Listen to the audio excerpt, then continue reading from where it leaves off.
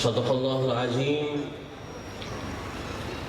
والصلاة والسلام علی رسولہ الکریم وعلی آلہ وصحبہ واولیاء امتہ اجمعین۔ آج کی یہ عظیم الشان محفل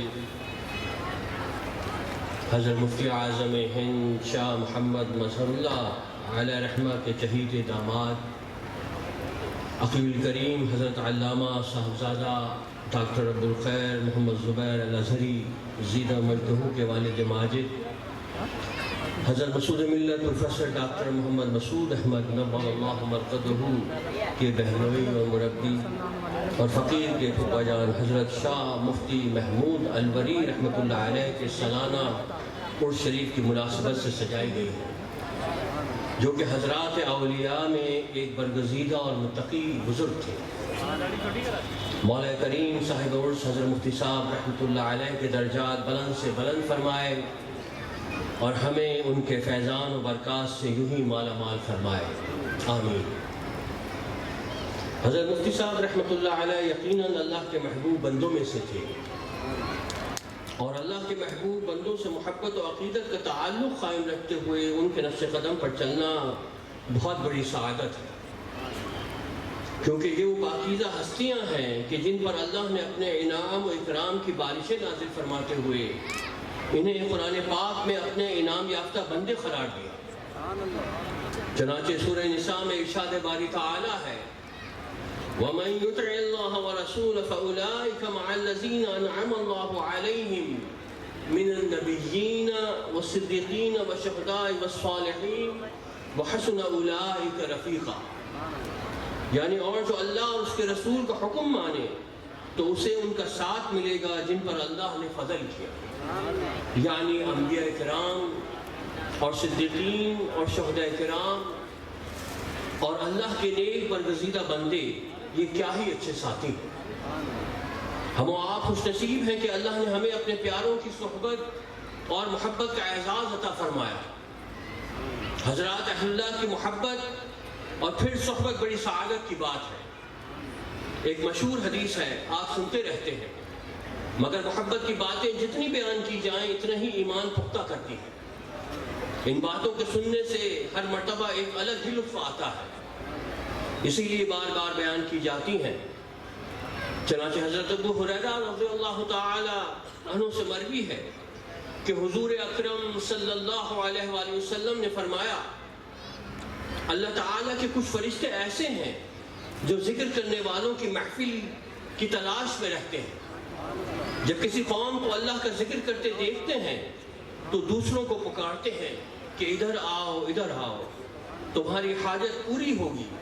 زمین سے آسمان دنیا تک سب فرشتے ان کو گھیر لیتے ہیں۔ پھر مجلس سے ذکر ختم ہونے کے بعد فرشتے اللہ تعالیٰ کی بارگاہ کی طرف لوٹ جاتے ہیں، سو ان کا رب ان سے سوال کرتا ہے، حالانکہ وہ انہیں خوب جانتا ہے کہ میرے بندے کیا کہتے تھے، پھر بھی وہ سوال کرتا ہے تو فرشتے کہتے ہیں کہ وہ تیری تسبیح، تکبیر اور تحمید کرتے تھے، تیری عزت و بزرگی بیان کر رہے تھے۔ اللہ فرماتا ہے، کیا انہوں نے مجھے دیکھا ہے؟ فرشتے کہتے ہیں نہیں، انہوں نے تجھے نہیں دیکھا۔ اللہ فرماتا ہے، اگر مجھے فرشتے عرض کرتے ہیں اگر دیکھ لیتے تو تیری اور زیادہ عبادت کرتے، زیادہ بڑائی بیان کرتے اور زیادہ تسبیح کرتے۔ پھر اللہ فرماتا ہے، وہ کیا مانگتے تھے؟ فرشتے عرض کرتے ہیں، تجھ سے جنت مانگتے تھے۔ اللہ فرماتا ہے، کیا انہوں نے جنت دیکھی ہے؟ فرشتے عرض کرتے ہیں، نہیں، انہوں نے جنت تو نہیں دیکھی۔ اللہ فرماتا ہے، اگر وہ جنت دیکھ لیں تو کیسا ہو؟ فرشتے عرض کرتے ہیں، اگر اسے دیکھ لیں تو اس کی زیادہ خواہش کریں، بہت طلب کریں اور بہت رغبت کریں۔ اور فرماتا ہے، وہ کس چیز سے پناہ مانگتے ہیں؟ فرشتے عرض کرتے ہیں، دوزخ سے۔ اللہ فرماتا ہے، کیا انہوں نے اسے دیکھا ہے؟ فرشتے عرض کرتے ہیں، نہیں، انہوں نے دوزخ کو نہیں دیکھا۔ اللہ فرماتا ہے، اگر دیکھ لیتے تو کیا ہوتا؟ فرشتے عرض کرتے ہیں، دیکھ لیتے تو اس سے تیری سخت پناہ مانگتے، اس سے بھاگتے اور اس سے بہت زیادہ خوفزدہ ہو جاتے۔ پھر اللہ فرماتا ہے، میں تمہیں گواہ بناتا ہوں کہ میں نے انہیں بخش دیا۔ اس پر ان میں سے ایک فرشتہ عرض کرتا ہے اے اللہ فلاں شخص ان میں شامل نہ تھا، وہ تو کسی کام کے لیے آ گیا تھا۔ اللہ فرماتا ہے ہم الجلساء لا یشقى جلیسهم، یہ ایسوں کی مجلس میں ہے جن کے پاس بیٹھنے والا بدبخت اور بے نصیب نہیں رہتا، ہم نے ان کی صحبت اور ہم نشینی کے سبب اسے بخش دیا ہے۔ سبحان اللہ۔ معلوم ہوا کہ حضرات اہل اللہ کا ہم نشین اور صحبت یافتہ کبھی بد نصیب اور نامراد نہیں رہتا۔ حضرت ابو موسیٰ دیبلی کہتے ہیں کہ ایک شخص کو حضرت بایزید بسطامی سے یہ پوچھتے سنا کہ مجھے کوئی ایسے عمل بتائیں جو اللہ کے قریب کر دے۔ انہوں نے فرمایا اولیاء اللہ سے محبت کرو تاکہ وہ تم سے محبت کریں، بے شک اللہ تعالیٰ اپنے اولیاء کے دلوں پر نظر رکھتا ہے، شاید کہ اللہ تعالیٰ کی کسی ولی کے دل میں تیرے نام پر نظر پڑ جائے اور تجھے بخش دیا جائے۔ اولیاء اللہ کون لوگ ہوتے ہیں؟ یہ وہ حضرات ہیں جنہیں سوائے رب تعالیٰ کے نہ کسی قسم کا خوف ہوتا ہے اور نہ کسی قسم کا غم۔ ان مقبولان حق سے محیر العقول افعال کا اظہار ہوتا رہتا ہے۔ اولیاء اللہ اللہ کے ان مقبول بندوں کو کہتے ہیں جن کو دنیا و آخرت میں کسی قسم کا خوف و غم نہیں ہوتا۔ حق تعالیٰ کی محبت، اطاعت، خوف و خشیت نے انہیں ہر طرح کے خوف و غم سے بے نیاز کر دیا ہوتا ہے۔ اسی لیے ان اللہ کے ولیوں کی محبت دراصل دارین کی سعادت کا سبب ہے۔ ان کی برکت سے اللہ تعالیٰ مخلوق کی حاجتیں پوری فرماتا ہے، ان کی دعاؤں سے خلقت فائدہ اٹھاتی ہے۔ سچے اولیاء اللہ کی صفت تو خوبی یہ ہے کہ ان کا عقیدہ درست بمطابق اہل سنت و جماعت اور دلیل پر مبنی ہوتا ہے، جیسا کہ امام فخر الدین رازی فرماتے ہیں کہ اللہ کا ولی وہ ہے جس کا عقیدہ درست ہو، مبنی بر دلیل ہو اور جس کے اعمال بمطابق شریعت ہو۔ حضرات اہل اللہ کو دیکھنے سے حق تعالیٰ یاد آ جاتا ہے، جیسا کہ حضرت سعید بن جبیر رضی اللہ تعالیٰ عنہ روایت کرتے ہیں کہ رسول اللہ صلی اللہ علیہ وآلہ وسلم سے پوچھا گیا کہ اولیاء اللہ کون ہیں؟ فرمایا اولیاء اللہ وہ ہیں جن کو دیکھنے سے اللہ یاد آ جائے۔ اولیاء اللہ کی شان یہ ہے کہ وہ نہ صرف دنیا بلکہ آخرت میں بھی بے فکر ہوں گے۔ بروز حشر اللہ کے ہاں ان کی عزت و مرتبہ دیکھ کر انبیاء اور شہداء رش کریں گے۔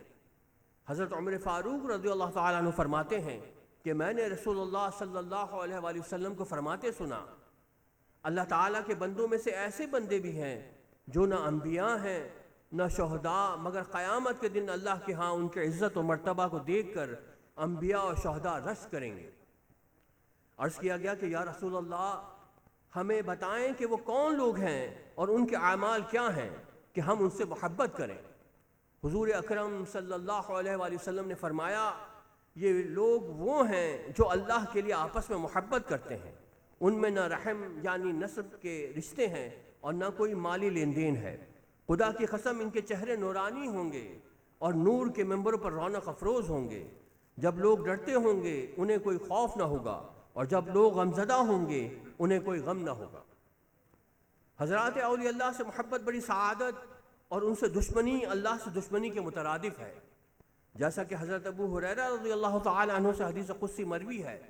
فرماتے ہیں کہ رسول اللہ صلی اللہ علیہ وآلہ وسلم نے فرمایا کہ اللہ رب العزت نے فرمایا جس کسی نے میرے ولی سے دشمنی کی میں اس سے اعلان جنگ کرتا ہوں، اور میرا قرب حاصل کرنے کے لیے میں نے جو احکام بندے پر فرض کیے ہیں ان کے بجا لانے سے بڑھ کر کوئی چیز نہیں، اور میرا بندہ ہمیشہ نفل عبادات کے ذریعے میرا قرب حاصل کرتا رہتا ہے، یہاں تک کہ میں اس سے محبت کرنے لگتا ہوں، پھر میں اس کے کان بن جاتا ہوں جس سے وہ سنتا ہے، اس کی آنکھ بن جاتا ہوں جس سے وہ دیکھتا ہے، اس کے ہاتھ بن جاتا ہوں جس سے وہ پکڑتا ہے، اس کے پاؤں بن جاتا ہوں جس سے وہ چلتا ہے، اگر وہ مجھ سے مانگے تو ضرور عطا کرتا ہوں، اگر مجھ سے پناہ مانگے تو ضرور اسے پناہ دیتا ہوں۔ آج کی عظیم الشان محفل عرس جس ہستی سے منسوب ہے وہ بھی انہی صفات و کمالات کی جامع ولی شخصیت تھی۔ حضرت شاہ مفتی محمود الوری رحمۃ اللہ علیہ حضرات اولیاء اللہ میں ایک خاص مقام رکھتے تھے۔ یہ ان کے قرب الہی کی نشانی ہی ہے کہ آج دور و نزدیک نہ جانے کہاں کہاں سے اہل محبت ان کے عرس میں شرکت کی غرض سے یہاں حیدرآباد سندھ چلے آتے ہیں۔ مولا کریم ہمیں حضرات اولیاء اللہ سے یوں ہی وابستہ رکھے۔ مولا کریم شاہ مفتی محمود الولی رحمۃ اللہ علیہ کے درجات مزید بلند فرمائے اور ہمیں ان کے فیوز و برکات سے یوں ہی مالا مال فرماتا رہے۔ ماشاءاللہ حضرت صاحبزادہ صاحب اور ان کے رفقا ہر سال اس محفل عرس کا اہتمام فرماتے ہیں۔ مولا کریم ان کی اس محبت اسلاف کو قبول فرمائے، ہم سب حاضرین کی شرکت کو بھی قبول فرمائے، صاحب عرس کی برکت سے سب کی دلی آرزوں اور تمناؤں کو پورا فرمائے، آمین اللہم آمین، وما علینا الا البلاغ المبین۔